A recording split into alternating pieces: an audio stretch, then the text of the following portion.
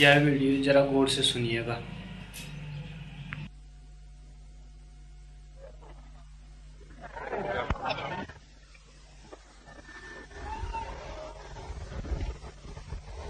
इधर 3 दिनों में सत्य की खोज में और उस रास्ते पर किन बाधाओं को मनुष्य दूर करे, किन सीढ़ियों को चढ़े और किन बंद द्वारों को खोले, उस संबंध में बहुत सी बातें हुई। बहुत से प्रश्न भी उस संबंध में पूछे गए हैं। आज की रात उन सारे महत्वपूर्ण प्रश्नों पर मैं चर्चा करूंगा जो शेष रह गए। सबसे पहले अनेक प्रश्न पूछे गए हैं कि हजारों वर्षों से हजारों लोग जिन बातों को मान रहे हैं, मैं उन बातों को गलत क्यों कहता हूं, और जिन बातों को इतने लोग सही मानते हो, क्या वे बातें गलत हो सकती हैं? क्या इतनी पुरानी परंपराएं, रूढ़ियां जिन्हें हम सदा से मानते रहे हैं, भूल भरी हो सकती हैं? एक छोटी सी कहानी इस प्रश्न के उत्तर में कहूंगा। उस कहानी से कुछ बात ख्याल में आ सकेगी और कुछ उसके पीछे। एक राजा के दरबार में एक अजनबी अपरिचित आदमी आया और उस आदमी ने आके राजा को कहा, तुमसे बड़ा सम्राट पृथ्वी पर दूसरा नहीं, और न ही इतिहास को ज्ञात है कि कभी तुमसे बड़ा कोई सम्राट हुआ हो। राजा प्रसन्न हुआ, जैसे कि कोई भी प्रसन्न होता, और उस आदमी ने कहा, लेकिन तुम जैसे महान सम्राट के लिए आदमियों जैसे कपड़े पहनना शोभादायक नहीं। मैं तुम्हारे लिए देवताओं के वस्त्र ला सकता हूं। राजा ने कहा, कुछ भी खर्च हो जाए, कितनी भी संपदा लगे, लाओ तुम देवताओं के वस्त्र। उस आदमी ने कहा, पहली बार ही पृथ्वी पर देवताओं के ये वस्त्र उतरेंगे तुम्हारे लिए, लेकिन बहुत खर्च करना होगा। राजा के पास कोई कमी न थी, उसने खर्च का वचन दिया। राजा के सभी दरबारी चिंतित हुए। वे समझ गए कि कोई चालाक आदमी राजा को धोखा दे रहा है। देवताओं के वस्त्र आज तक न देखे गए और न सुने गए। 6 महीने का वचन दिया उस आदमी ने, और 6 महीने हर 2-4 दिन में आके 10-5 हजार रुपए वो ले जाता रहा। देवताओं को रुष्वत खिलानी थी और कई दफ्तर के काम निपटाने थे, तब देवताओं तक पहुंचना हो सकता था। अंतिम तिथि आ गई जब उसने वचन दिया था कि वो वस्त्र लेके आ जाएगा। राजा के दरबारी प्रतीक्षा में थे कि आखिर में तो वो फंस ही जाएगा। उस दिन उसके घर पर सिपाहियों का पहरा लगा दिया गया कि कहीं वो भाग ना जाए, लेकिन वो भागने को नहीं था। ठीक समय एक बहुत खूबसूरत पेटी में बंद ताला डालकर वो बाहर निकला। लोग निश्चित हुए जरूर वो वस्त्र ले आया था। राज दरबार में वे वस्त्र पहुंचे। सैकड़ों लोग राजा के द्वार पर इकट्ठे हो गए थे। देवताओं के वस्त्र कभी देखे न गए थे। दरबारी हैरान थे, लेकिन अब शक करने की कोई बात बनी थी। वो आदमी पेटी लेकर आ ही गया था। उसने राज दरबार में जाकर पेटी रखी। उस दिन दरबार सजा था और महल ज्योतियों से दीपायमान किए गए थे। राजा बैठा था अपने सिंहासन पर इस खुशी में कि पहला मनुष्य होगा वो जो देवताओं के वस्त्र पृथ्वी पर पहनेगा। उस आदमी ने पेटी का ताला खोला। ताला खोल के वो खड़ा हुआ और उसने कहा, मित्रों, एक बात सूचना कर दूं जो देवताओं ने मुझसे कही। उन्होंने कहा है कि ये वस्त्र केवल उन्हीं को दिखाई पड़ेंगे जो ठीक अपने ही पिता से पैदा हुए। ये वस्त्र सभी को दिखाई पड़ने वाले नहीं, ये देवताओं के वस्त्र। ये कोई सामान्य आदमियों के वस्त्र नहीं है। उसने पेटी खोली, उसने कुछ उसके भीतर से निकाला, हाथ तो उसका खाली आया और उसने राजा से कहा, अलग कर दीजिए अपना कोट और पहनिए ये कोट देवताओं का। राजा को भी हाथ खाली दिखाई पड़ा, दरबारियों को भी हाथ खाली दिखाई पड़ा, लेकिन बड़ी मुश्किल खड़ी हो गई थी। सारे दरबारी ताली पीटने लगे और कहने लगे, इतना सुंदर कोट हमने कभी देखा नहीं। राजा ने सोचा, अगर मैं ये कहूं कि कोट दिखाई नहीं पड़ता तो व्यर्थ ही पिता के ऊपर संदेह हो जाए। खुद तो उसे संदेह हो ही आया, क्योंकि पूरे दरबारी कह रहे थे कि ओफ अद्भुत, और एक दूसरे से आगे बढ़े जा रहे थे प्रशंसा में कोट की। राजा ने सोचा, पिता तो मेरा संदिग्ध हो ही गया, अब व्यर्थ इस बात को खोलने से क्या फायदा है, इस कोट को पहन ही लो जो कि था ही नहीं। उसने अपना कोट निकाल दिया जो कि था और वो कोट पहना जो कि नहीं था। धीरे धीरे एक एक वस्त्र निकाले जाने लगे, राजा नंगा होने लगा। एक एक वस्त्र पेटी से वो निकालने लगा। उसने कहा, ये पहने पाजामा, ये पहने टोपी, ये फला, ये ढिका। कुछ भी न था, हाथ खाली था। राजा के अपने वस्त्र छिनने लगे। राजा धीरे धीरे नंगा खड़ा हो गया, केवल अधोवस्त्र रह गया, अंडरवियर रह गया। अंत में उस आदमी ने निकाला अंडरवियर, हाथ में कुछ भी न था। उसने कहा, ये लें और पहने अब। लेकिन मजबूरी थी, दरबारी ताली बजा रहे थे और कह रहे थे ऐसे वस्त्र तो कभी देखे नहीं, और सब एक दूसरे से आगे थे ताली बजाने में, क्योंकि कोई भी अपने पिता पर संदेह करवाने के लिए तैयार न था। प्रत्येक को दिख रहा था हाथ खाली है, पेटी खाली। लेकिन जब से सारे लोग कह रहे हो तो कौन मुफ्त अपनी मुसीबत मोल ले। जब सब कहते हैं तो ठीक ही कहते होंगे, जब इतने लोग कहते हैं तो ठीक ही कहते होंगे। ये तर्क तो स्पष्ट था। राजा का अंडरवियर भी छिन गया, वो पूरी तरह नग्न खड़ा हो गया। और सारे लोगों ने तालियां बजाई और कहीं, धन्य है महाराज, ऐसे वस्त्र पृथ्वी पर कभी नहीं देखेंगे। राजा भी बोला, मैं भी हैरान हूं, इतने आनंदपूर्ण मालूम हो रहा है इन्हें पहनकर, ऐसा कभी भी मालूम न हुआ था। उस आदमी ने जो इन वस्त्रों को लाया था, उसने कहा, महाराज ये वस्त्र पहली दफा उतरे हैं, देवताओं ने कहा था राजा का जुलूस निकाल देना। उस राजधानी में उस दिन उस नंगे राजा का जुलूस निकला।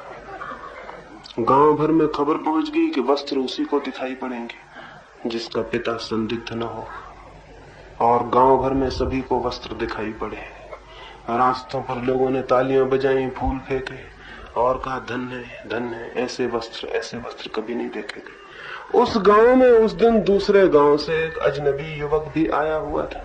उसे इस घोषणा की कोई खबर न थी, वो भी भीड़ में खड़ा हुआ था। वो हैरान हो गया, वो चिल्लाया, क्या तुम सब पागल हो गए हो, ये राजा नंगा है। लेकिन लोगों ने कहा, पागल है तू, देखता नहीं इतने लोग जिस बात को कहते हैं वो सच होती है, तेरे अकेले को कौन मानेगा, पागल है तू। और तुझे पता नहीं कि अनजाने ही तूने ये भी बता दिया कि तेरे पिता संदिग्ध थे। हम सब अपने पिताओं के पुत्र हैं, हमें वस्त्र दिखाई दे रहे हैं। उस राजधानी में जो हुआ था, पूरी मनुष्य जाति के साथ इधर 5-6 हजार वर्षों में हुआ है। जिन बातों की कोई सच्चाई नहीं है, वे केवल भीड़ की मान्यता के आधार पर सच होकर खड़ी हैं। और हर आदमी जानता है कि वे झूठ हैं, लेकिन कौन आदमी अपने ऊपर संदेह करवाए। जब सारे लोग कह रहे हैं कि सच है, तो उसे भी मान लेना होता है कि सच होगी। एक आदमी जानता है बहुत गहरे में असत्य क्या है, लेकिन भीड़ कहती है यही सत्य है। और भीड़ की संख्या, भीड़ का बल, और हजारों साल से पैदा हो जाने से भीड़ की ताकत, वो एक एक आदमी को डरा देती है कि मैं अकेला इस सागर के सामने क्या कहूं, कौन सुनेगा। और वो कहेगा भी तो कोई सुनने को नहीं है। यद्यपि प्रत्येक दूसरे आदमी की स्थिति भी यही है, वो भी जानता है कि सरासर झूठ, लेकिन झूठ भी बहुत दिन दोहराए जाने से और बहुत लोगों के दोहराए जाने से सच जैसे प्रतीत होने लगते हैं। एडल्फ हिटलर ने अपनी आत्मकथा में लिखा है, ऐसा कोई झूठ नहीं है जिसे निरंतर दोहराया जाए तो जनता के लिए वो सच न हो जाए। और उसने लिखा है कि ये मैं कोई बातचीत और सिद्धांत नहीं कह रहा हूं, ये मैं अपने अनुभव से कह रहा हूं। मैंने निरंतर न मालूम कितने प्रकार के झूठ बोले, लेकिन ठीक से प्रचार किया, लोगों को समझाया और वो सच हो गए। मैं खुद ही बाद में हैरान हो गया, इतने लोग जब मानते हैं तो ठीक ही होगा, मुझको तो ऐसा लगने लगा।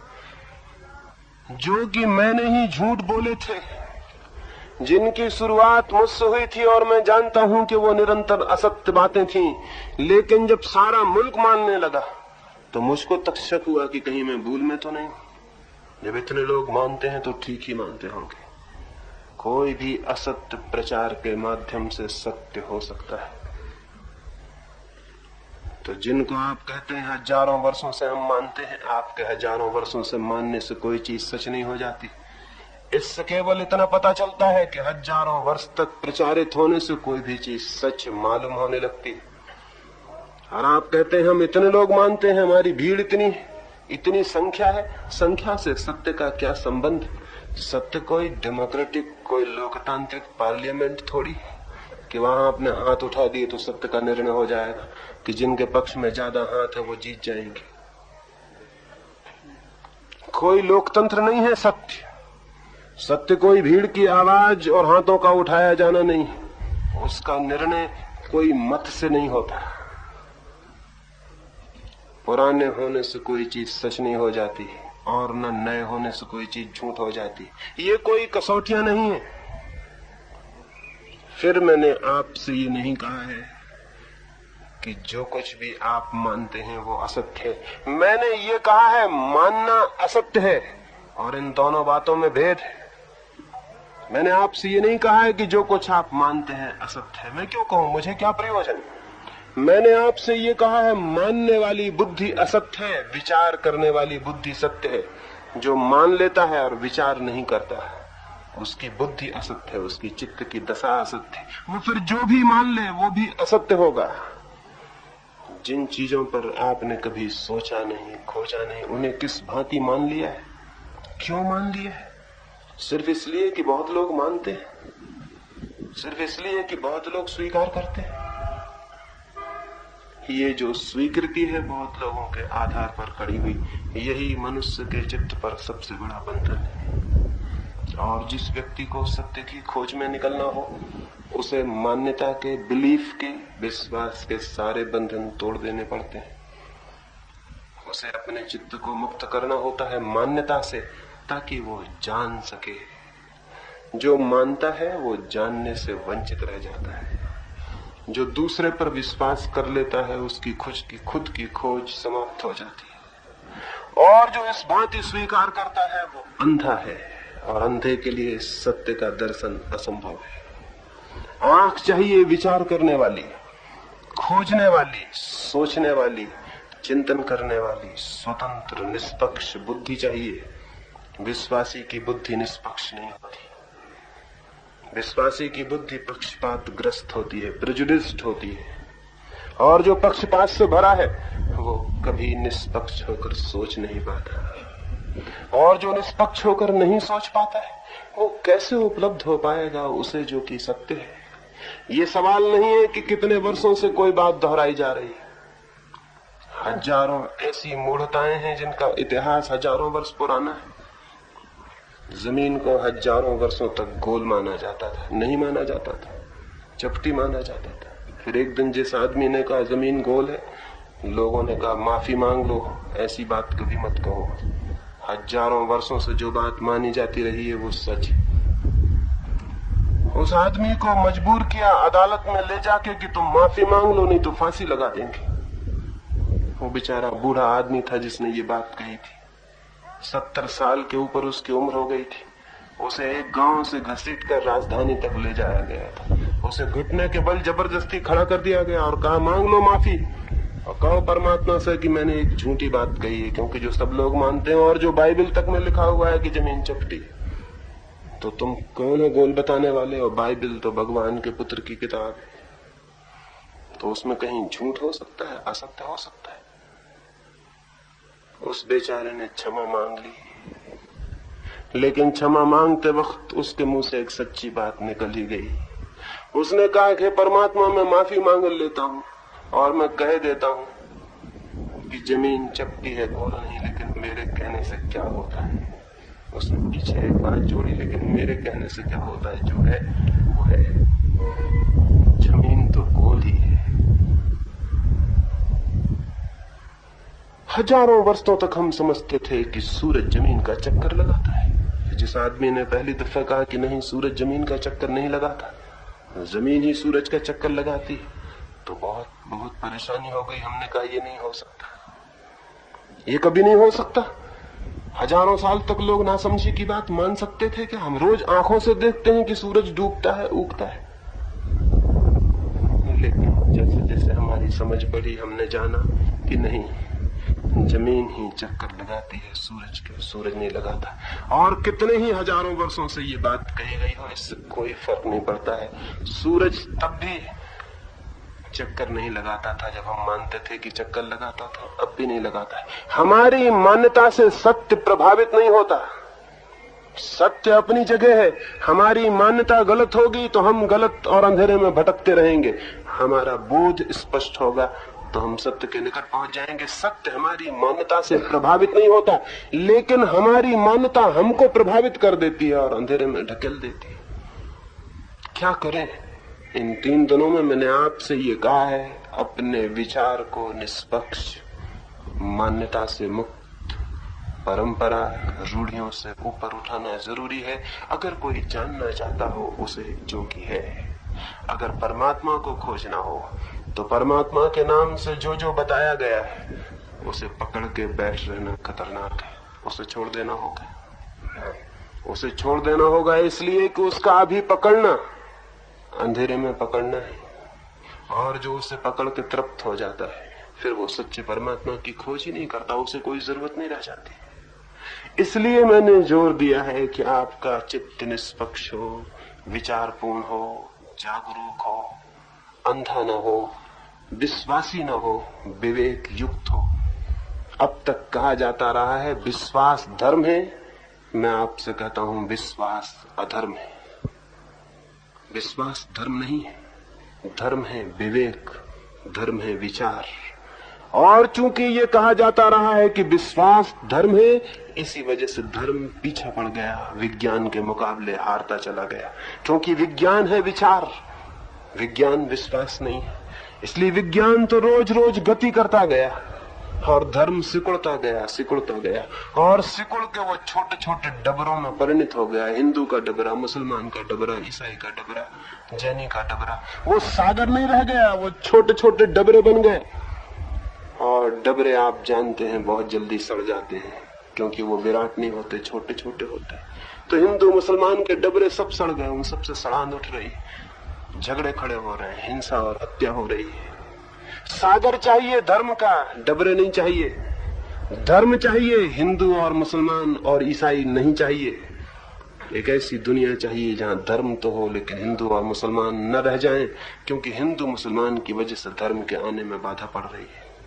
और हिंदू मुसलमान तब तक रहेंगे जब तक विश्वास है। जिस दिन विश्वास की जगह विचार होगा, विवेक होगा, उस दिन दुनिया में बहुत धर्मों की कोई गुंजाइश नहीं रह जा सकती। क्यों नहीं रह सकती? इसलिए कहीं हिंदू की केमिस्ट्री अलग होती है, मुसलमान की केमिस्ट्री अलग, हिंदू की एलोपैथी अलग, जैन की एलोपैथी अलग, मुसलमान का गणित अलग, ईसाई का गणित अलग। ऐसा होता है? हो सकता है कि हम कहें कि हम तो मुसलमान हैं, हमारा गणित अलग होगा, हम हिंदुओं जैसा गणित नहीं बना सकते। हिंदू अपना गणित अलग बनाए, 2 2 5 करें, हम तो 2 2 4 करेंगे या 2 2 3 करेंगे। हम हिंदू, तुम मुसलमान, हमारा तुम्हारा गणित एक जैसा कैसे हो सकता है? नहीं, लेकिन गणित एक है सारी दुनिया का। लेकिन मैं आपको ये बता दूं, आज से 500 साल पहले गणित भी अलग अलग थे। हिंदुस्तान में जैनियों का गणित अलग था, हिंदुओं का गणित अलग था। कैसे पागलपन की बातें! गणित और अलग अलग हो सकते। लेकिन विचार ने खोज की, विवेक ने खोज की, हम यूनिवर्सल सार्वलौकिक नियमों पर पहुंच गए। गणित एक है दुनिया का, चाहे कोई कम्युनिस्ट मुल्क में रहता हो, चाहे कोई अमेरिका में रहता हो, चाहे कोई चीन में रहे, चाहे पाकिस्तान में, चाहे हिंदुस्तान में, गणित एक है। गणित विज्ञान बन गया, गणित विचार के द्वारा उपलब्ध हुआ, इसलिए एक हो सका। धर्म अनेक क्यों है? जब जमीन के कानून एक हैं और जब पदार्थ के नियम एक हैं, तो आत्मा के नियम अनेक कैसे हो सकते हैं? जब सामान्य पदार्थ के नियम सार्वलौकिक हैं, यूनिवर्सल हैं, तो परमात्मा के नियम भी अलग अलग कैसे हो सकते हैं? वे भी यूनिवर्सल हैं, लेकिन हमारे विश्वास के कारण हम उन सार्वलौकिक नियमों को खोजने में असमर्थ हैं। हमारा विश्वास हमें रोकता है। वो कहता है यही सत्य है, तो फिर सत्य की खोज नहीं हो पाती। जब तक जमीन पर हिंदू मुसलमानों में बटे हुए होंगे लोग, तब तक धर्म नहीं उतर सकता। और यही सारे लोग चिल्लाते हैं कि धर्म नष्ट हो रहा है, और यही उसके हत्यारे। यही सारे लोग चिल्लाते हैं कि दुनिया से धर्म समाप्त हो रहा है। धर्म समाप्त होगा, क्योंकि विश्वास पर खड़ा हुआ धर्म धर्म ही नहीं है। लेकिन क्या विचार पर धर्म खड़ा हो सकता है? मैं कहता हूं हाँ, विचार पर धर्म खड़ा हो सकता है। और जिन लोगों ने भी धर्म को जाना है, महावीर ने, बुद्ध ने, क्राइस्ट ने, मोहम्मद ने, राम ने, कृष्ण ने, उन्होंने विश्वास के आधार पर नहीं जाना है। अपनी खोज, अपना विवेक, अपनी चेतना के जागरण से जाना है। दुनिया में आज तक जब भी धर्म जाना गया है, तब वह एक अत्यंत वैचारिक खोज की तरह जाना गया है, अंधे विश्वास की तरह नहीं। इसलिए मैं कहता हूं, चाहे कितने ही लोग मानते हो और चाहे कितने ही हजारों साल से मानते हो, इस बात को अथॉरिटी मत बना लेना कि 1000 साल से कोई मानता है इसलिए वो सच्ची बात होनी चाहिए। मैं ये नहीं कह रहा हूं कि वो जरूरी रूप से झूठ है। मैं ये कह रहा हूं, आपका ये मानने का ढंग और तर्क गलत है। आप खोजें, निजी खोज करें, थोड़ा सोचें, विचार करें, और फिर जो आपको सच मालूम पड़े वो आपके जीवन को बदल देगा। लेकिन जब तक हम खोज ही नहीं करते, सोचते ही नहीं, तब तक हम अंधों की भांति चलते हैं। और अंधों की भांति चलना मनुष्य के भीतर छिपे हुए परमात्मा का सबसे बड़ा अपमान है। मनुष्य होने की पहली शर्त है स्वयं की चेतना और विवेक के प्रति दायित्व, स्वयं की स्वतंत्रता, सामर्थ्य और शक्ति के प्रति समर्पण, स्वयं के भीतर जो छिपा है उसकी अथक खोज, स्वयं में जो बीज रूप से बैठा है उसे पूर्णता तक पहुंचाने का साहसपूर्ण प्रयत्न। मनुष्य होने में ये सब कुछ अंतर्गर्भित है। लेकिन जो लोग विश्वास से जीते हैं वे मनुष्य नहीं, भेड़ों की भांति हो जाते हैं। मैंने एक घटना सुनी। एक छोटे से स्कूल में एक अध्यापक अपने बच्चों को गणित के पाठ पढ़ा रहा था, और उसने कहा, वो गांव गडरियों का गांव था जहां बहुत भेड़ें थी। तो उसने गांव के उन बच्चों को समझाने के लिए कहा, एक छोटी सी बगिया में 12 भेड़ें बंद हैं। अगर उनमें से 6 भेड़ें छलांग लगा के बाहर निकल जाएं तो भीतर कितनी बचेंगी? एक बच्चे ने हाथ उठाया। वो बच्चा बहुत छोटा था। शिक्षक ने कहा, हाँ बोलो, आज तुमने पहली बार ही हाथ उठाया। उसने कभी हाथ नहीं उठाया था। वो बहुत छोटा था और नया नया स्कूल में आया था। उसने कहा, और प्रश्नों के बाबत मैं जानता नहीं था इसलिए चुप रहा, लेकिन इस बाबत जानता हूं। आपने क्या कहा? उसने अपना प्रश्न दोहराया। 12 भेड़ें बंद हैं, 6 भेड़ें छलांग लगा के बाहर निकल गईं, भीतर कितनी बचेंगी? उस लड़के ने कहा, एक भी नहीं। उस शिक्षक ने कहा, क्या कहते हो? तुम्हें इतना भी समझ में नहीं आता कि मैं कह रहा हूं 12 भेड़ें बंद हैं, 6 बाहर निकल गईं? उसने कहा, वो मैं नहीं समझता, गणित मुझे मालूम नहीं, लेकिन भेड़ों को मैं जानता हूं। मेरे घर में भेड़ें हैं, 6 भेड़ें अगर निकल गईं तो भीतर एक भी नहीं बचेगी। उसने कहा, गणित तो मैं नहीं जानता, लेकिन भेड़ों को मैं जानता हूं, मेरे घर में भेड़ें हैं। भेड़ निकल जाएंगी सभी, क्योंकि भेड़ होने में अंतर्गर्भित है अनुगमन, फॉलोइंग, दूसरे के पीछे जाना, और जो आदमी दूसरे के पीछे जाता है वो अपने भीतर भेड़ की आत्मा को विकसित कर रहा है, आदमी की आत्मा को नहीं। जो फॉलो करता है, जो किसी का अनुयायी है, वो मनुष्य नहीं रहा। उसने अपनी खो दी गरिमा, खो दिया गौरव, खो दी आत्मा। अनुगमन नहीं, किसी के पीछे जाना नहीं, बल्कि खुद के भीतर जाना धर्म है। किसी के पीछे जाना धर्म नहीं है, खुद के भीतर जाना धर्म है। और खुद के भीतर जाने के लिए किसके पीछे जाइएगा? क्योंकि कोई आपके भीतर नहीं जा सकता, सिर्फ आप जा सकते हैं। धर्म का संबंध अनुगमन, फॉलोइंग से नहीं है। लेकिन हम तो धर्मों के नाम से यही देखते हैं।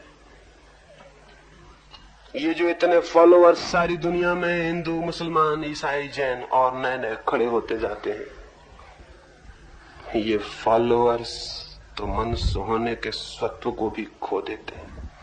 जो आदमी दूसरे के पीछे जाता है उसने अपनी आत्महत्या कर ली। नहीं जाना है किसी के पीछे, खोजना है उसे जो मेरे भीतर है।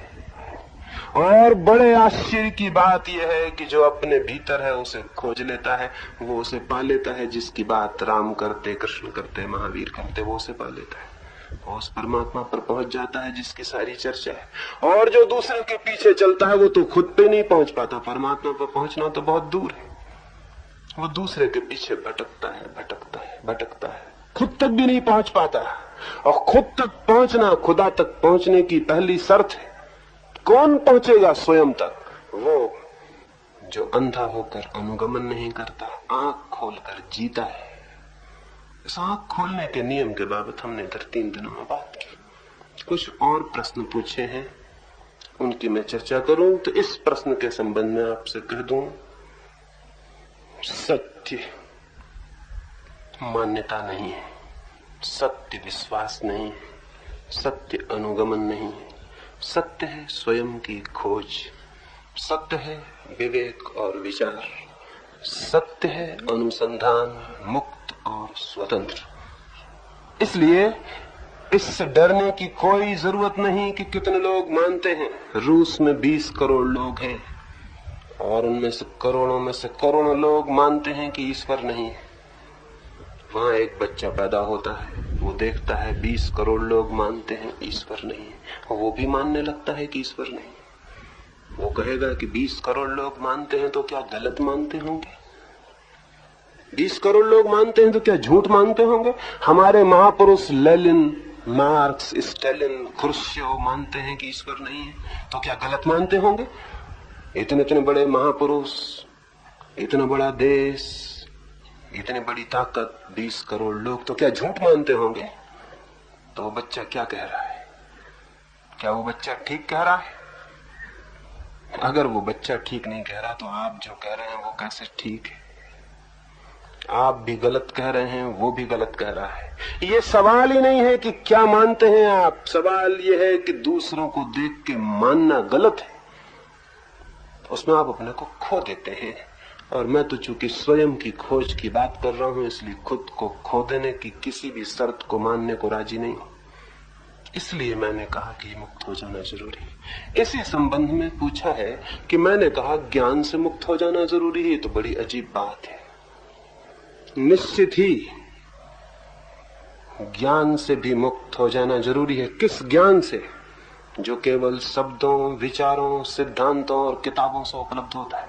उसमें कोई प्राण नहीं होते, वो एकदम निष्प्राण, थोथा, बासा, उदार, बारोट होता है। उसमें कोई प्राण नहीं होते, वो जीवन को कोई गति नहीं देता। वो वैसे ही होता है जैसे एक आदमी तैरने के संबंध में किताबें पढ़ ले, बहुत किताबें पढ़ ले, दुनिया में जितनी किताबें लिखी हैं पढ़ ले, 10-5 भाषाएं सीख ले तो 10-5 भाषाओं में जितनी किताबें हैं वो पढ़ ले, 50 साल जिंदगी के खत्म कर दे और तैरने के बाबत दुनिया का सबसे बड़ा विचारक हो जाए।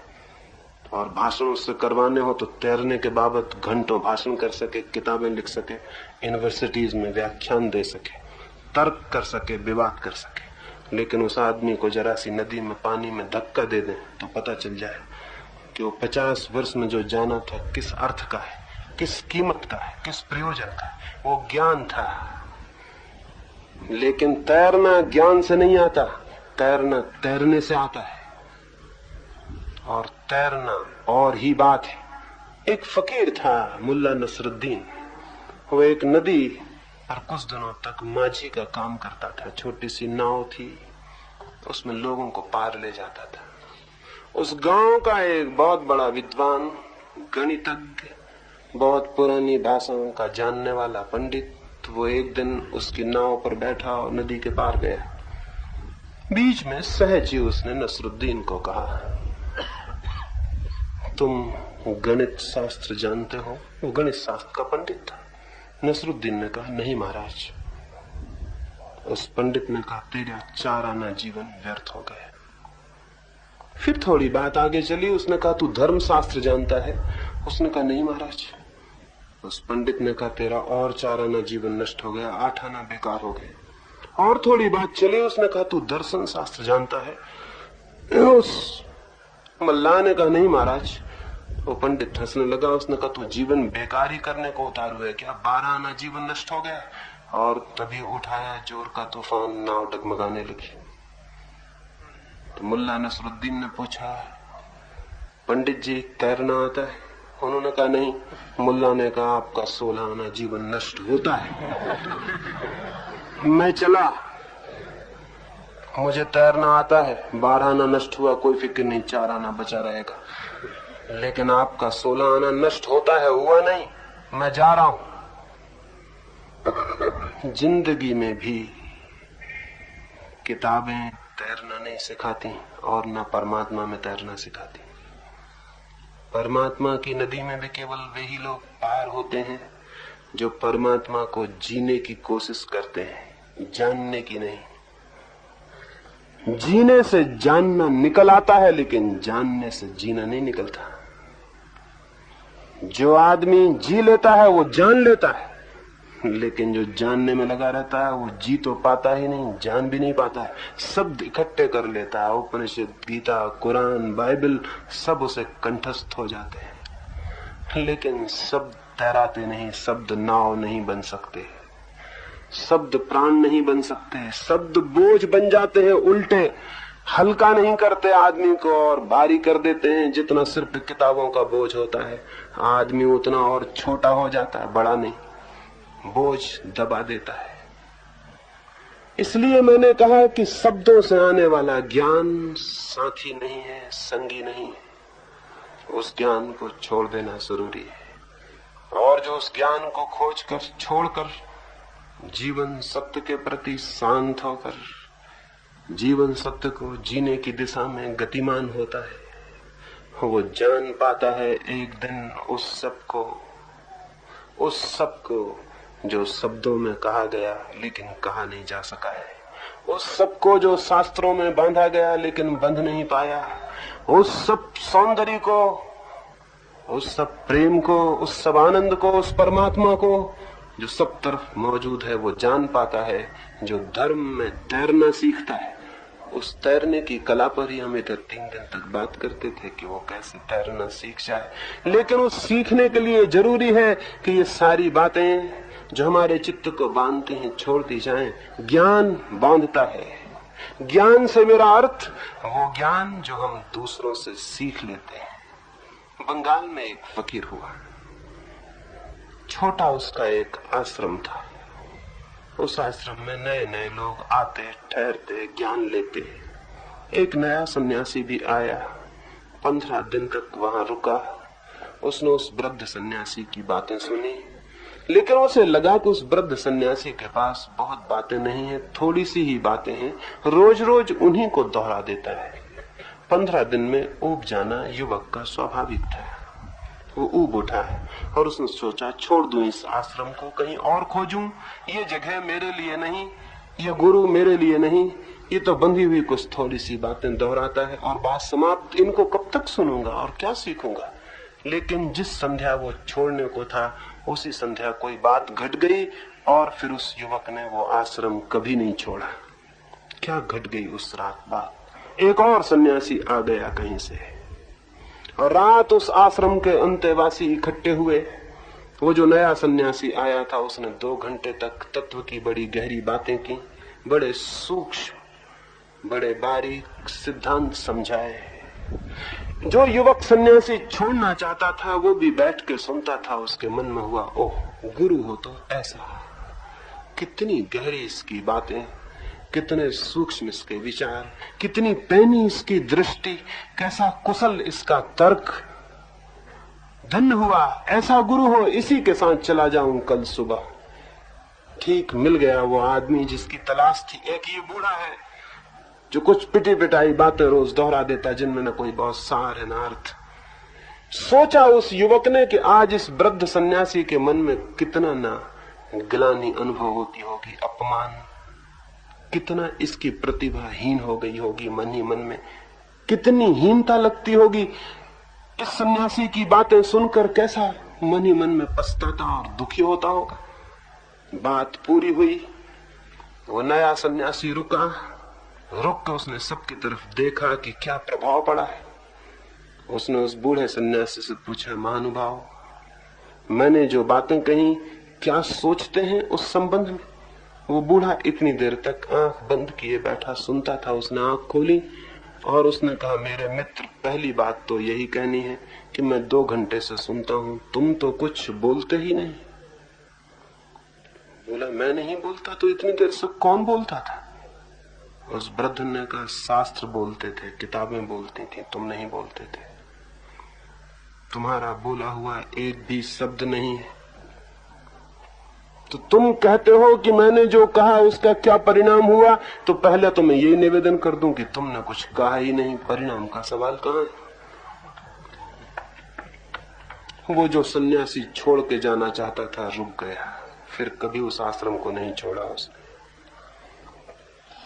ये बूढ़ा क्या बोला? ये बोला कि तुम्हारे भीतर से किताबें बोलती हैं, तुम नहीं बोलते। ऐसा ज्ञान जो कहीं और से आके हमारे भीतर बोलने लगता है, किसी भी अर्थ का नहीं, उसे छोड़ देना जरूरी है। और तब जागेगा वो जो हमारे भीतर छिपा है। 2 तरह के ज्ञान है। एक तो ज्ञान होता है कुएं की भांति और एक ज्ञान होता है हौज की भांति। हौज में हम क्या करते हैं? मिट्टी लाते, ईंट लाते, पत्थर इकट्ठे करते, दीवार बनाते, हौज का घेरा बनाते, फिर कहीं से पानी लाके हौज में भर देते हैं। हौज में अपना कोई पानी नहीं होता। हौज में सिर्फ अपनी ईंटें, पत्थर की दीवार होती है।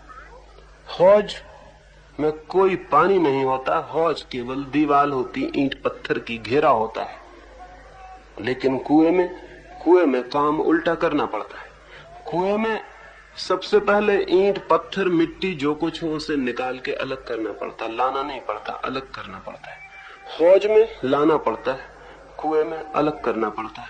और जब सारी मिट्टी, पत्थर, ईंट अलग हो जाते तो नीचे से वो निकल आता है जो जल का स्रोत है। कुएं में जल है, ईंट पत्थर ऊपर पड़े हैं, उन्हें अलग कर देना होता है। हौज में जल नहीं है, जल लाना पड़ता, रोकने के लिए ईंट पत्थर की दीवार बनानी पड़ती। ज्ञान भी ठीक ऐसे ही 2 तरह का होता है। एक हौज वाला ज्ञान होता है जिससे पंडित पैदा होते हैं।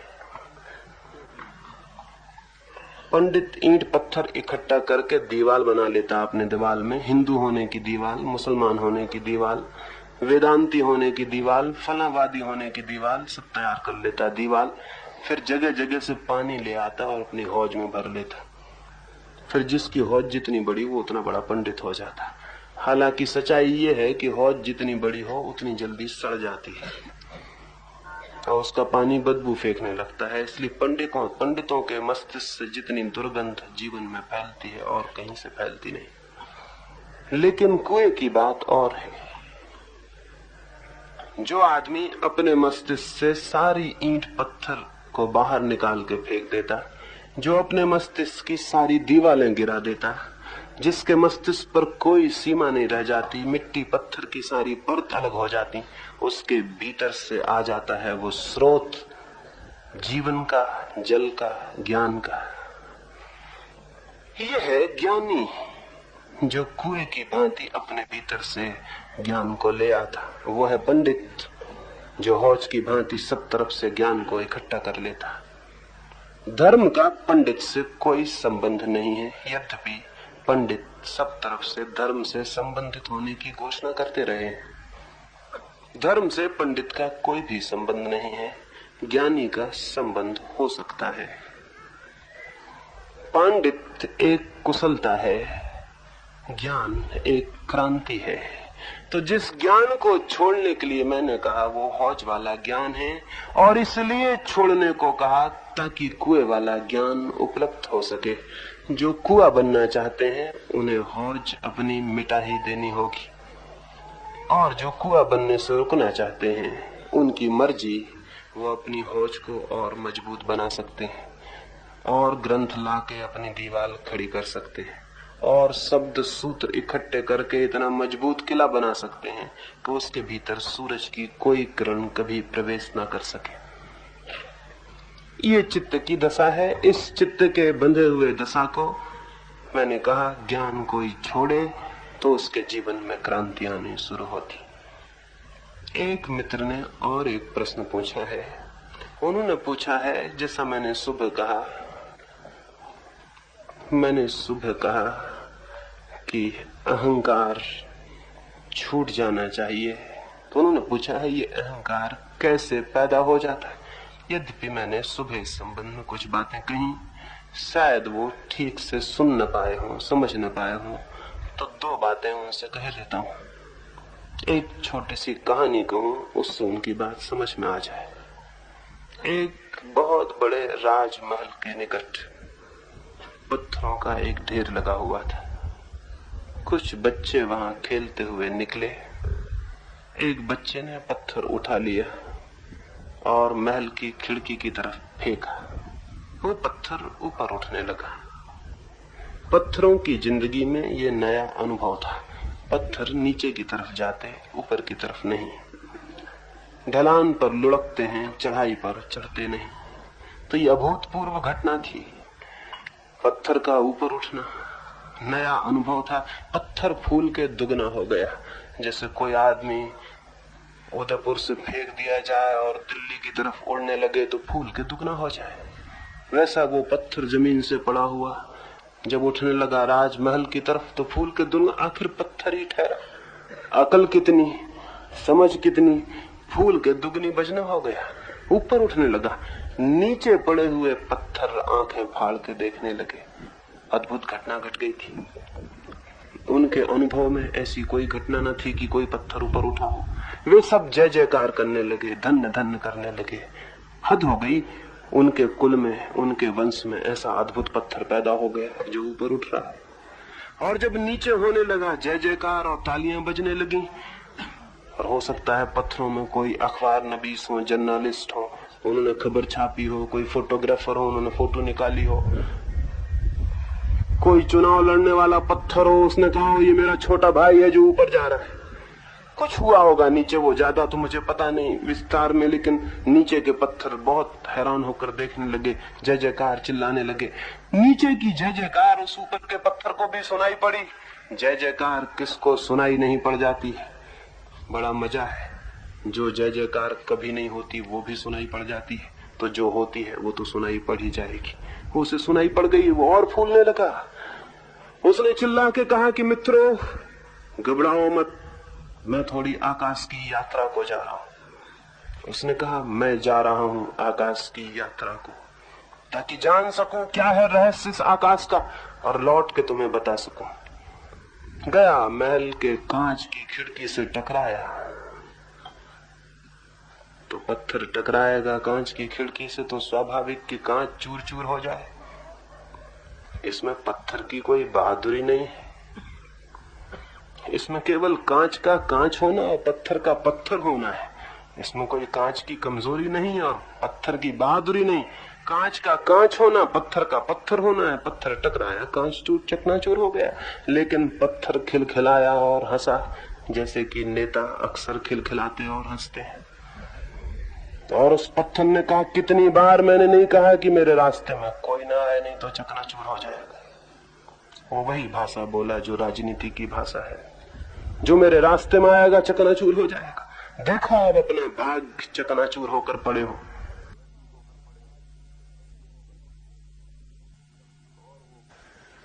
और वो पत्थर गिरा।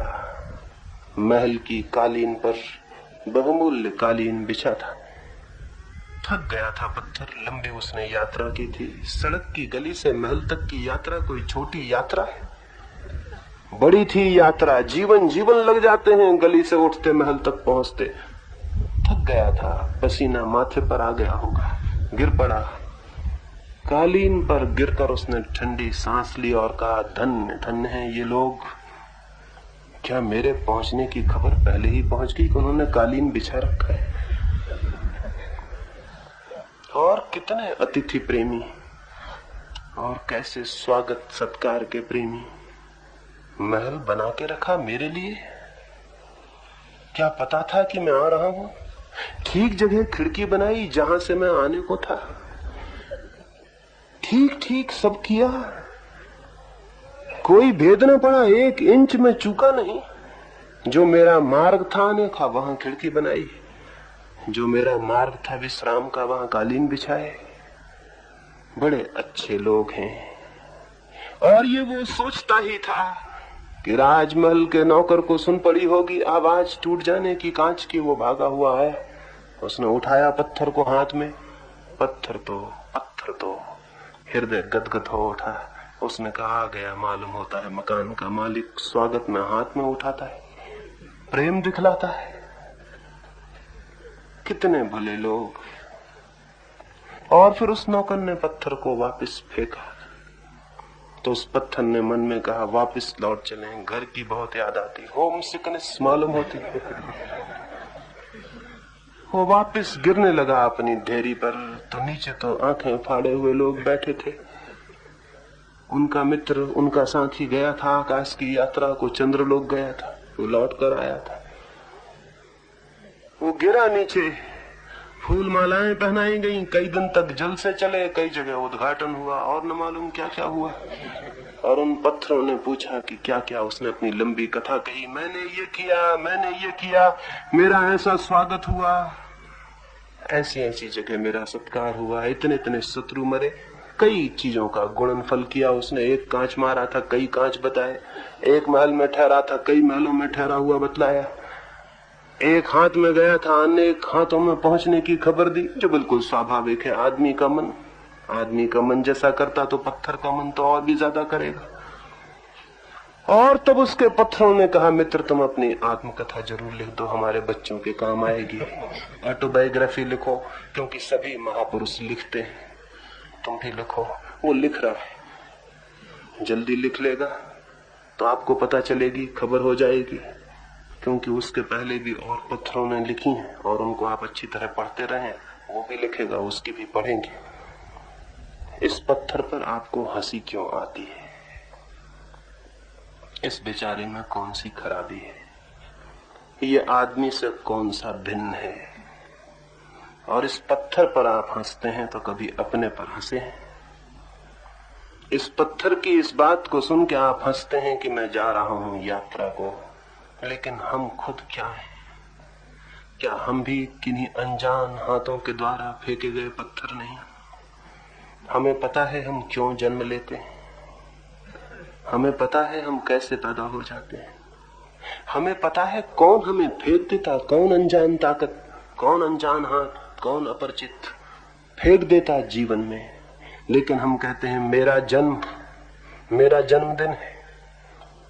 आपसे पूछा था किसी ने कि आप किस जन्मदिन पैदा होना चाहते हैं? आपसे कोई तारीख तिथि कोई पूछी थी कि आप कब पैदा होना चाहते हैं, जो आप कहते हैं मेरा जन्मदिन? आपका कोई निर्णय है इसमें, आपकी कोई चॉइस? आपसे किसी ने पूछा था आप पैदा भी होना चाहते हैं कि नहीं होना चाहते? ना आपसे किसी ने पूछा कि आप पैदा होना चाहते हैं, न पूछा दिन, न कोई तारीख, लेकिन कहते हैं मेरा जन्मदिन। ये मेरा बड़ा अजीब है। कहते हैं मेरी जवानी, आप ले आए इस जवानी को, यह आपके हाथ का कोई काम है, यह आपका प्रयत्न है कोई कि आप जवान हो गए? क्या आप चाहते कि जवान न हो तो आप रुक जाते जवान होने से? नहीं, लेकिन कहते मेरी जवानी, ये मैं कहां आ गया इस जवानी? कहते मेरी जिंदगी क्या है? जिंदगी आपकी कौन सी चीज आपकी है इस जिंदगी में? कहते हैं मेरा शरीर क्या है आपका इसमें? इस शरीर में मेरे जो जो कण हैं न मालूम कितने शरीरों में रह चुके, मुझसे पहले न मालूम इन कणों ने न मालूम कितने शरीरों में की हैं यात्राएं, पशुओं में, पक्षियों में, पौधों में रोज अन्न खा रहे हैं। वो आपके शरीर में जाके आपका हिस्सा बन रहा है, लेकिन कल तक किसी पौधे का हिस्सा था, किसी पौधे का शरीर था। जो श्वास में ले रहा हूं, कहता हूं मेरी श्वास। यहां हम इतने लोग बैठे हैं, जो आप श्वास अभी ले रहे हैं वो आपके पड़ोसी बहुत थोड़ी देर पहले ले चुके हैं। वो अब आपको मिल गई, थोड़ी देर बाद दूसरे को मिल जाएगी। आपका क्या है? आप कहां आते हैं? कहते हैं मैं लेता हूं श्वास, लेकिन आपको पता है अगर श्वास ना आएगी तो आप ले सकेंगे? आप मालिक हैं श्वास के? नहीं, जिंदगी फेंके हुए पत्थर की कथा है। लेकिन हम हर काम से अपने मैं को जोड़ लेते हैं, जो बिल्कुल झूठा है, जिसकी कोई जगह नहीं, जो बिल्कुल सब्सटेंशियल नहीं है, जिसका कोई पदार्थगत कुछ भी सत्ता नहीं है, जो है बिल्कुल शैडो है, छाया की भांति झूठा। उस पत्थर की कथा पर हंस गए थे। अपनी जिंदगी को थोड़ा उसकी जगह रख के सोच लेना तो पता चल जाएगा अहंकार कैसे पैदा हो गया है।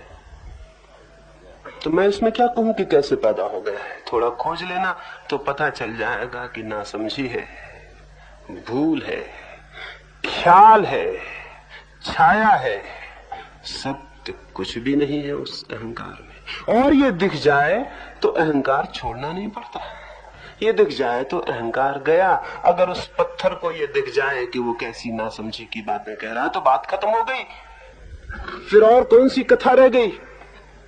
तो जिस आदमी को अपने जीवन पर थोड़ी भी दृष्टि है और जो अपने जीवन की कथा को थोड़ा आंकता है, देखता है, खोजता है, वो अनुभव कर लेता है अहंकार से ज्यादा असत्य और कुछ भी नहीं है। और जो ये जान लेता है कि अहंकार असत्य है, इसके साथ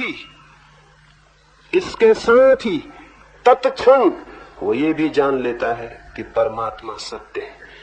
परमात्मा का सत्य होना अहंकार के असत्य होने के सिक्के का दूसरा पहलू है। जिसने ये जान लिया अहंकार असत्य है, उसने ये भी जान लिया कि परमात्मा सत्य है। और जो ये समझता है अहंकार सत्य है, वो अनिवार्य रूप से ये भी जानता है परमात्मा असत्य है। तो जब तक अहंकार है भीतर, तब तक करो पूजा, करो प्रार्थना, पढ़ो मंत्र तंत्र और जो भी उल्टा सीधा करना हो करो, कोई फर्क नहीं पड़ेगा। परमात्मा से कोई संबंध नहीं हो सकता। वो अहंकार बाधा है।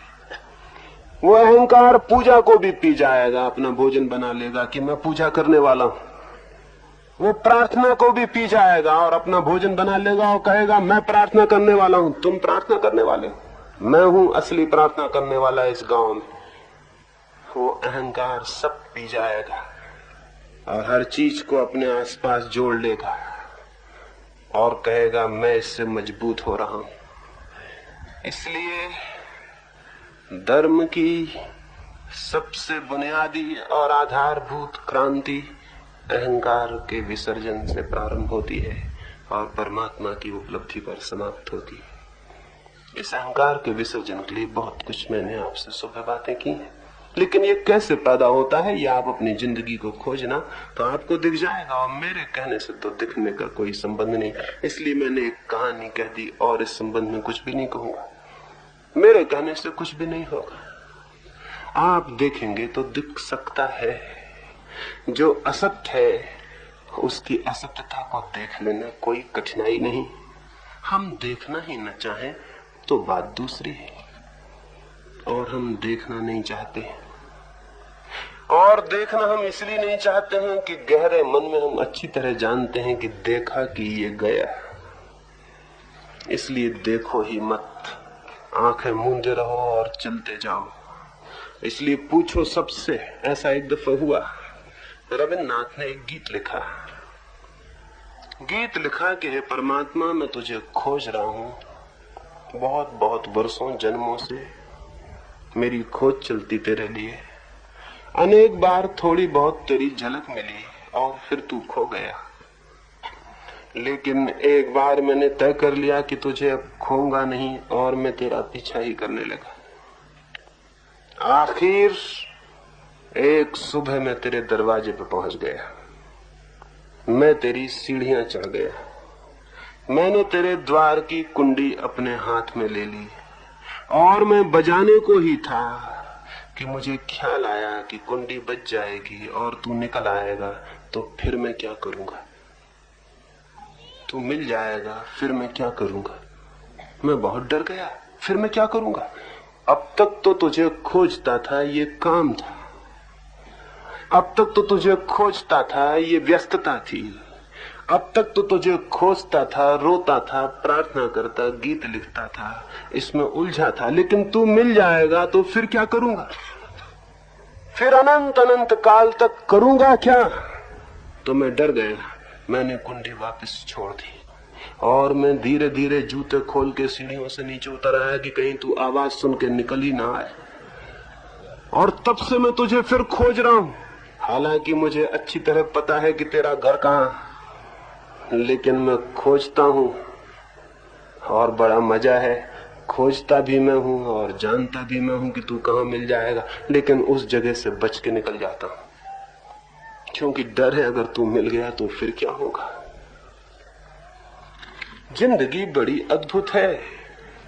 मैं आपसे ये निवेदन करता हूं, जिन चीजों को आप खोजना चाहते हैं उन्हीं चीजों से किसी गहरे तल पर आप बचना भी चाहते हैं। अगर बचना न चाहें तो खोज तो आज और यहीं पूरी हो सकती है, लेकिन आप बचना भी चाहते हैं, खोजना भी चाहते हैं, इससे सारी कठिनाई खड़ी हो जाती। अहंकार पूछते जरूर हैं आप ये क्या है और इसको मैं कैसे समाप्त कर दूं, लेकिन हो सकता है ये आपका अहंकार ही पूछ रहा हो कि बड़ा मजा आ जाए अगर मैं ऐसा आदमी बन जाऊं जिसका कोई अहंकार नहीं है। ये अहंकार ही हो सकता है पूछ रहा हो कि बहुत मजा आ जाए कि अगर मैं ऐसा आदमी बन जाऊं जिसका कोई अहंकार नहीं है। तो तरकीब पता लगा लें कि अहंकार खोने की तरकीब क्या है। ये हो सकता है अहंकार ही पूछ रहा हो और तब बड़ी मुश्किल हो जाएगी। तब अहंकार से छूटने का कोई रास्ता ना रह जाएगा। हमारा मन बड़े अजीब और अनूठे रास्तों पे काम करता है, लेकिन अगर मन सीधा साफ काम करे, जो कि वो कर सकता है, तो जिंदगी बड़ी सरल है और सत्य बहुत निकट है। एक छोटी सी बात जो पूछी है और फिर मैं अपनी चर्चा पूरा करूंगा। एक मित्र ने पूछा है कि आप बार बार कहते हैं कि परमात्मा को पाना सरल है, तो फिर सारे लोग पा क्यों नहीं लेते? कितने थोड़े से लोगों को तो शायद परमात्मा मिलता हो और उसका कोई पक्का तो नहीं है कि उनको मिलता है कि नहीं मिलता, क्योंकि कौन तय करे। तो उन्होंने पूछा है कि आप कहते हैं बार बार सरल है, फिर मिलता क्यों नहीं? जरूर जब मिलता नहीं है तो ख्याल आता है कठिन होना चाहिए, लेकिन न मिलने के पीछे हमेशा कठिनाई ही नहीं होती, बल्कि बड़ा मजा है। अगर परमात्मा का पाना कठिन होता तो बहुत से लोग कभी का परमात्मा को पा लेते, क्योंकि जो चीज कठिन होती है उसको पाने में अहंकार को बड़ी तृप्ति मिलती है। हिमालय पर एवरेस्ट की चोटी है और छोटी छोटी हजारों चोटियां हैं। एवरेस्ट पर हजारों लोग चढ़ने जाते हैं, छोटी छोटी चोटियों की कोई फिक्र नहीं करता। उनको चढ़ना बहुत सरल है, उनको कोई देखता ही नहीं। लेकिन दुनिया भर से पहाड़ों पर चढ़ने वाले पर्वतारोही गौरी शंकर पर एवरेस्ट पे चढ़ना चाहते हैं। 50 सालों में न मालूम कितने लोग मर गए उसको चढ़ने में। मैं बहुत हैरान हुआ। मैं सोचने लगा छोटी छोटी पहाड़ियां हैं, इन पर क्यों नहीं चढ़ते? इन पे चढ़ना तो बड़ा सरल है, इस पे क्यों चढ़ते हैं जिस पे चढ़ना कठिन है? और तब मुझे दिखाई पड़ा कि कठिन पर चढ़ने में अहंकार को रस आता है। इतनी कठिन चीज और मैंने जीत ली। तो जो कठिन है आदमी का अहंकार उस तरफ जाता है और जो सरल है उस तरफ नहीं। दुनिया को जीतना बहुत कठिन है, इसलिए हर आदमी दुनिया को जीतना चाहता है। परमात्मा को जीतना बहुत सरल है। अहंकार के लिए कोई चैलेंज वहां नहीं है, कोई चुनौती वहां नहीं है। इसलिए कोई आदमी उस तरफ आंख नहीं उठाता। कुछ लोग कभी कभी आंख उठाते भी हैं तो वो तभी उठाते हैं जब कोई परमात्मा की कठिनाई बताने वाला मिल जाए और वो कहे कि जन्म जन्म कोशिश करनी पड़ेगी, शीर्षासन करना पड़ेगा, भूखे मरना पड़ेगा, घर छोड़ना पड़ेगा, कोड़े मारना पड़ेंगे, अपने को आंखें फोड़ना पड़ेंगी, कांटे छिदाने पड़ेंगे, धूप में पड़े रहना पड़ेगा, तब कहीं जन्म जन्म की कोशिश से मिलेगा परमात्मा। तो फिर कुछ लोगों को बात जच जाती है तो फिर खोजना चाहिए, क्योंकि अहंकार को रस आना शुरू हो जाता है। अगर बात कठिन है तो चलो देख लें एक मौका, इसको भी जीत के देख लें। इसीलिए दुनिया में धर्म के नाम पर कठिन से कठिन तरकीबों की इजाद हुई। ये मनुष्य के मन का शोषण है, अहंकार का शोषण, और कुछ भी नहीं। मैं तो कहता हूं परमात्मा को पाना बहुत सरल है। अगर अहंकार ना हो तो आप इसी वक्त पा सकते हैं, लेकिन अहंकार को सरल बात जचती ही नहीं, उसको जचती है कठिन बात। दुरूह, दुर्गम, अगम हो तो फिर चलो, तलवार की धार पे चलना हो तो अभी अहंकारी को जचता है कि चलो आ जाएं, चल के देख ले। लेकिन कोई कहे घर में सोने जैसा सरल है तो फिर तो बात जचती नहीं। लेकिन मैं कहता हूं सरल है, और न पाने का कारण यह है कि हम कठिन की खोज करते हैं, इसलिए परमात्मा को नहीं उपलब्ध हो पाते। एक छोटी सी कहानी अपनी चर्चा में रात की पूरी करूं। एक बार बहुत पुराने जमानों में एक बड़े साम्राज्य में उस राज्य का बड़ा वजीर मर गया। जो बड़ा महामंत्री था उसकी मृत्यु हो गई। उस राज्य का नियम था कि देश भर में सबसे बुद्धिमान आदमी को खोजकर वो मंत्री बनाते थे। तो 3 महीने लग गए। सारे मुल्क में अनेक तरह की प्रतियोगिताएं हुई बुद्धिमान आदमी को खोजने के लिए। एक वाइज मैन खोजना था। फिर परीक्षाएं होते होते, चुनाव होते होते, छटनी होते होते अंत में 3 आदमी बच रहे जो पूरे देश में सर्वाधिक बुद्धिमान समझे गए। अब अंतिम फैसला होने को रह गया। इन 3 में से एक चुना जाना है। अंतिम परीक्षा का दिन आ गया। सारा देश उत्सुक था। वे तीनों लोग भी उत्सुक थे कि क्या होगा। जीवन मरण का सवाल था। वे सब भांति के लिए तैयार होकर आए थे कि कोई भी परीक्षा हो। परीक्षा का दिन आ गया। कल सुबह परीक्षा होगी। आज सांझ से वे उत्सुक थे कि किसी भांति कल का पर्चा पता चल जाए, जैसा कि सभी परीक्षार्थी उत्सुक होते हैं। और ऐसा नहीं था कि परीक्षार्थी आज ही पर्चा चलाने के लिए उत्सुक हो गए, हमेशा से उत्सुक है। वो भी उत्सुक हो गए, लेकिन वो हैरान हुए। पर्चा पता चलाने की जरूरत ही ना आई। गांव में दीवार दीवार पे पर्चा लगा हुआ था। दुकान दुकान पर उसकी चर्चा थी कि कल ये परीक्षा होने को है।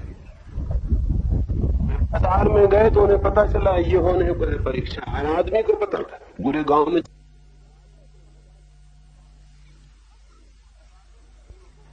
उस ताले को लगाकर तीनों व्यक्तियों को कमरे के भीतर बंद कर दिया जाएगा और उनको कहा जाएगा कि जो सबसे पहले इस ताले को खोल के बाहर आता है वही वजीर है। तीनों को पता चल गया। उनमें से 2 तो फौरन भागे हुए बाजार गए, पुस्तकालयों में गए। उन्होंने किताबें खोजी, शास्त्र खोजे, तालों के संबंध में, गणित पहेलियों के संबंध में कि न मालूम क्या होगा। किताबें ले आए, रात भर पढ़ते रहे, रात भर घोंकते रहे, याद करते रहे, हिसाब लगाते रहे कि जिंदगी मरण का सवाल था, सोने का कोई सवाल भी नहीं था। लेकिन एक आदमी उनमें बड़ा अजीब था। वो सांझ से ही चादर तान के सो गया। उन 2 लोगों ने समझा इसने मालूम होता है ड्रॉप ले लिया, ये परीक्षा में बैठेगा नहीं। डर गया, घबरा गया, क्या हो गया, तैयारी नहीं कर रहा कोई। रात भर वे तो तैयारी करते रहे, वो आदमी सोता रहा। 2-4 दफे उन्होंने उसे उठाया भी तो उसने कहा आज तो मुझसे बात ही मत करो, तुम अपनी तैयारी करो, मुझे अपनी करने दो। बहुत हैरान हुए कि कौन सी तैयारी हो रही है। सुबह हो गई। वो आदमी तो रोज 5 बजे उठाता था, आज तो वो 7 बजे उठा। वे लोग समझे कि या तो इसका मस्तिष्क घबराहट से, शौक से कुछ गड़बड़ हो गया। उन्होंने रात भर इतनी तैयारी की, रात भर सोए नहीं एक क्षण, सब भांति से याद किया। सुबह वे इस हालत में पहुंच गए कि अगर उनसे कोई पूछता 2 और 2 कितने होते हैं तो वे नहीं बता सकते थे, क्योंकि रात भर जिनने इतनी तैयारी की हो उनका 2 और 2 का ख्याल भी भूल जाता है। मस्तिष्क बहुत बेचैन, अशांत, तनाव से भर गया था, जैसे सभी परीक्षार्थियों का हो जाता है। सब उन्हें याद होता है लेकिन परीक्षा भवन में कुछ भी याद नहीं रह जाता। वही हालत उनकी हो गई थी। वे तीनों चले, वे 2 तो डगमगाते पैर, बेचैन, परेशान, उनके मन में तो गणित चल रहे हैं और वो एक गीत गुनगुनाता हुआ। उन दोनों को बहुत गुस्सा भी आया कि तुम ये क्या गीत गा रहे, ये कोई वक्त है गीत गाने का। उसने कहा तुम अपनी तैयारी करो, मुझे अपनी करने दो, मैं तुम्हें बाधा नहीं देता, तुम कृपा करके मुझे बाधा न दो। वे तीनों पहुंचे। अफवाह सच थी। राजा ने उन्हें एक कक्ष में बंद कर दिया। द्वार पर एक अजीब सा ताला लटका हुआ है जिस पर गणित के चिन्ह और अंक बने हैं। और राजा ने कहा, मित्रों, ये ताला है गणित की एक पहेली ऊपर बनी है। इसे तुम अगर हल कर पाओ तो ताला हल करते ही खुल जाएगा। जो आदमी हल करके बाहर निकल आएगा वो वजीर हो जाएगा, वो चुन लिया जाएगा। तो अब तुम हल करो, मैं जाता हूं। उन तीनों को छोड़ के, द्वार को बंद करके वो बाहर चला गया। वे 2 व्यक्ति जिन्होंने रात भर तैयारी की थी, उन्होंने जल्दी से अपने कपड़ों के भीतर हाथ डाले और छिपी हुई किताबें बाहर निकाली। कोई ये ना सोचे कि आजकल के विद्यार्थी ऐसा करते हैं, पहले के विद्यार्थी भी ऐसा ही करते थे। जो भी समझदार है वो ये करेगा ही। समझदारी चालाकी ले ही आएगी। वो 2 समझदार थे, एक ना समझ था, ना वो कोई किताबें लाया था ना कुछ। वो एक कोने में आंख बंद करके बैठ गया। उन्होंने अपनी किताबें खोल ली, ताले पर अंक देखे और अपना हिसाब लगाने में लग गए। बड़ा अजीब सा उलझन भरा सवाल था, जल्दी हल करना था, 1 सेकंड की फुर्सत ना थी।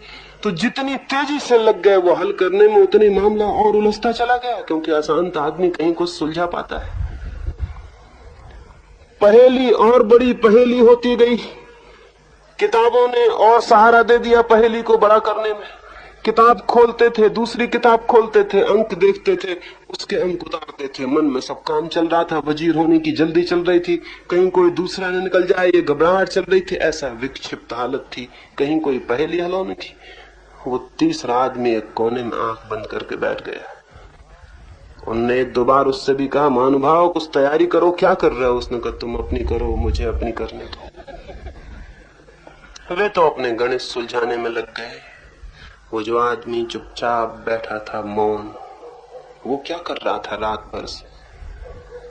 वो मौन होने की कोशिश कर रहा था, क्योंकि जिंदगी में कोई भी सवाल हल करना हो तो मौन हो जाना जरूरी है, साइलेंट हो जाना जरूरी है।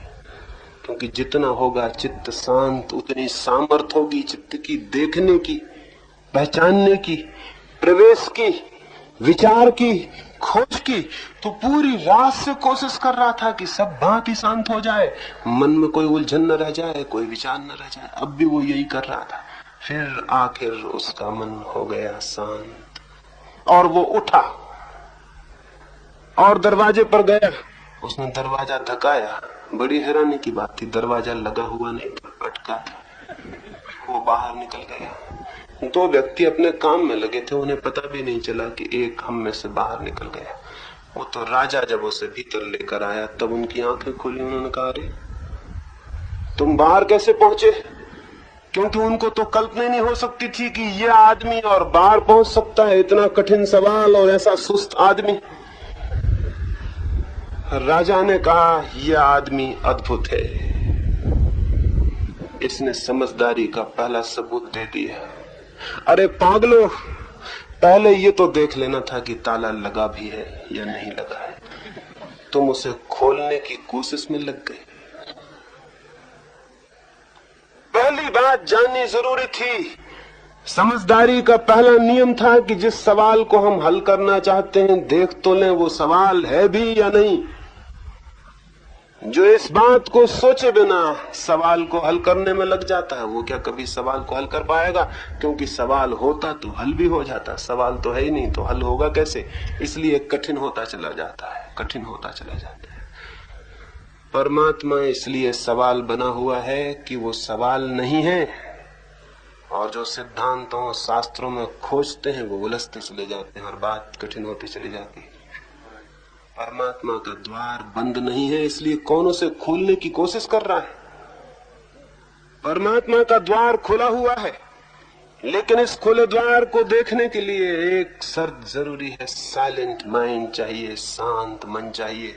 वो शांत मन फौरन कह देगा दरवाजा बंद नहीं है, उठो देखो, तुम धक्का भी नहीं दोगे कि दरवाजा खुल जाएगा।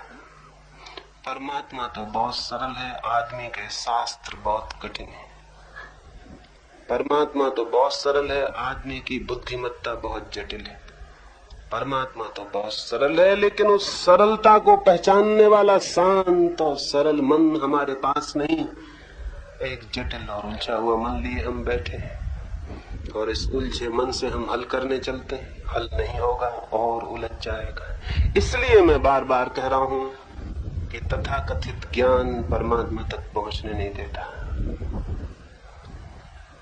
शांत मन है उसके लिए द्वार, शून्य मन है उसके लिए द्वार, और जो शांत और शून्य हो जाता है वो जान लेता है सब जो जीवन में अर्थपूर्ण है, सब जो जीवन में आनंदपूर्ण है, सब जो जीवन को आलोक से भर देता है और अमृत से, सब जहां मृत्यु समाप्त है और अनंत का उद्घाटन है। सरल है, बहुत बहुत है सरल, अत्यंत है सरल, एकदम है सरल, क्योंकि है स्वरूप, क्योंकि वही है जो मेरा है। कठिन कैसे हो सकता है? और परमात्मा कठोर नहीं कि उसके द्वार हों बंद, द्वार हैं खुले। लेकिन कोई जाए उन द्वारों के निकट, जाने की ही बात हम इधर 3 दिन किए, ये अंतिम दिन है। अंतिम दिन अब हम अंतिम बार उस शून्य में बैठने की कोशिश करेंगे जो उस आदमी ने की थी। उस कमरे में अकेले में बैठ गया था चुपचाप मौन। पहेली नहीं पकड़ी थी उसने हल करने को, अपने मन को पकड़ा था शांत करने को। ये दो अलग बातें। पहेली को पकड़ने हल करने को मन हो जाएगा अशांत, और अशांत मन कोई पहेली को सुलझा ना पाएगा। उसने पकड़ा मन को, पहेली को नहीं। उसने पकड़ा मन को कि कर लूं इसे शांत, फिर देख लूंगा पहेली को। शांत मन के सामने कोई पहेली कभी नहीं है। पूछते हैं बार बार प्रश्न, ईश्वर क्या है, कहां है, स्वर्ग क्या है, नरक क्या? पहेलियों को पकड़ रहे हैं, मन को नहीं पकड़ रहे।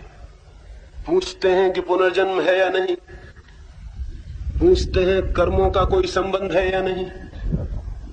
जमाने भर के न मालूम कहां कहां के प्रश्न पूछते हैं, पहेलियों को पकड़ते हैं, लेकिन उस मन को नहीं पकड़ते जो शांत हो जाए तो जिसके समक्ष कोई पहेली नहीं रह जाती। पहेलियों को पकड़िए, पंडित हो जाइएगा। शास्त्र पढ़िए, गुरुओं के पास जाइए, सेवा करिए उनके, वो खूब ज्ञान देंगे आपको, और उनका ज्ञान आपकी मृत्यु बन जाएगा, आपका बंधन, आपका बोझ, और आपका चित्त भूल जाएगा इस बात को जो कि बेसिक थी, जो कि आधारभूत थी। वो ये कि पहेली को पकड़ना है या मन को। मैं जमाने भर की पहेलियां सुलझाने जाऊं या इस मन को सुलझा लूं? मेरा कहना है जो मन को सुलझा लेता है उसके लिए सब पहेलियां सुलझ जाती हैं। सुलझा हुआ मन, सुलझा हुआ जगत, सुलझा हुआ मन, सुलझा हुआ जीवन, सुलझा हुआ मन, तो फिर कोई बाधा नहीं रह जाती परमात्मा तक उठने में। वो सुलझा हुआ मन यात्रा कर लेता है। उस आदमी की तरह थोड़ी देर हम भी एक कोने में चुप होकर बैठेंगे। ताले के संबंध में बिल्कुल मत सोचना, सोचना ही मत। और मत सोचना ये कि गीता क्या कहती है उस ताले को खोलने के बाबत, और कुरान क्या कहता है, महावीर क्या कहते हैं, बुद्ध क्या कहते। कृपा करो इनको छोड़ दो, ताले को छोड़ दो, उसके साथ इन सब के दिए उत्तर भी छोड़ दो, क्योंकि जो ताले को खोजता है वो इनके उत्तर खोजता है। खोजो उस मन को जो भीतर है, करो उसे शांत होने दो, उसे मौन हो जाने दो, उसे शून्य, और फिर देखो तो फिर दिखाई पड़ेगा कि सिवाय परमात्मा के और कुछ भी नहीं। इतनी ही बात। और चूंकि अंतिम दिन है और इधर 3 दिनों में न मालूम क्या क्या बातें मैंने आपसे कही, तो विदा के इस क्षण में जरूरी है कि ये 2-3 बातें आखिर में और आपसे कह दूं। एक तो मैंने ऐसी बहुत सी बातें कही जिससे आपके मन को चोट पहुंची होगी, लेकिन मैं क्षमा नहीं मांगूंगा, क्योंकि मैंने जान के ही वो चोट पहुंचाई है, कोई अनजाने में नहीं। दुख तो इतना ही रह जाता है कि चोट थोड़ी ही पहुंचा पाता हूं, पूरी नहीं पहुंचा पाता, क्योंकि शब्द बहुत आदमी के कमजोर हैं और तलवार नहीं बन सकते। लेकिन अगर बन जाएं और आपके हृदय को टुकड़े टुकड़े कर दें तो शायद आपकी जिंदगी में कुछ हो जाए, क्योंकि जड़ता हो गई है घनी, सो गए हैं गहरे। अब तो कोई बहुत क्रूरता से और कठोरता से न हिलाए तो हिलना भी संभव नहीं है। तो कोई बहुत जोर से तूफान आ जाए, कोई आंधी और भूकंप आ जाए और सब हिल जाए, तो शायद हमारी नींद टूटे, और हो सकता है न भी टूटे, क्योंकि कोई बहुत ही गहरे सोने वाले हो तो शायद भूकंप में भी सोए रहे। तो इधर 3 दिन मैंने बहुत सी चोटें पहुंचाई जान के। दुख रहेगा तो उन लोगों का जिनको चोट न पहुंची हो, तो उनसे क्षमा मांगता हूं कि अगली बार आऊंगा तो और जोर से पहुंचाने की कोशिश करूंगा। लेकिन जिनको पहुंच गई हो उनका धन्यवाद करता हूं, उनका स्वागत करता हूं। वो चोट उनको चिंतन का मौका दे, विचार का, खोज का। उनके जीवन में कोई घड़ी आ जाए कि वे जाग सकें, खुद कुछ जान सकें, तो ही उन्हें उनकी आत्मा उपलब्ध हो सकती है। अंतिम बार हम अब रात के ध्यान के लिए बैठेंगे।